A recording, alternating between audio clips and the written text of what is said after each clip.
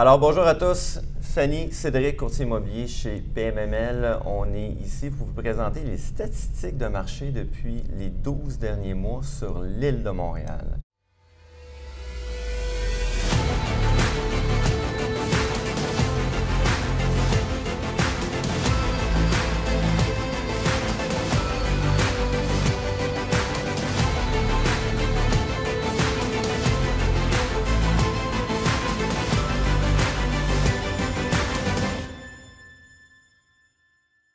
Donc, Fanny, 5 à 11 logements, qu'est-ce qu'on observe?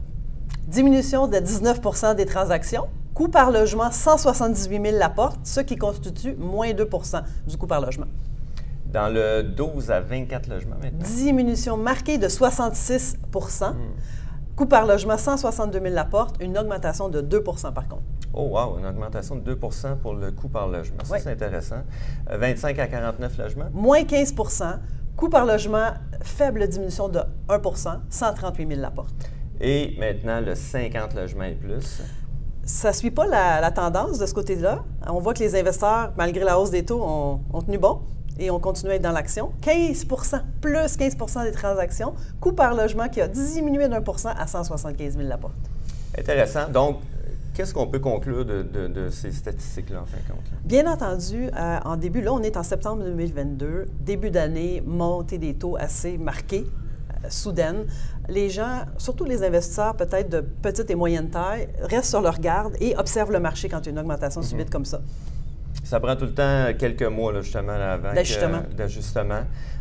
Mais par contre, les gros investisseurs sont restés dans l'action. Absolument. Puis peut-être on en discutait avant la vidéo, notre théorie est que, bon, on a les boomers qui prennent leur retraite et on voit l'âge vieillissant de la population. Il y a plusieurs personnes qui commencent à liquider leurs actifs. Alors, les gros groupes sont toujours prêts, eux autres, à faire des acquisitions. Par contre, c'est ça.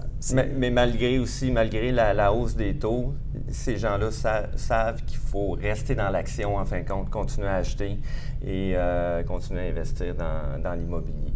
Donc, ça va être super intéressant de voir dans les prochaines statistiques, en fin de compte, parce que là, vraiment, on voit une grosse élan, en fin de compte, là, sur le marché présentement. Puis, petite note de la fin, là, on est en septembre 2022.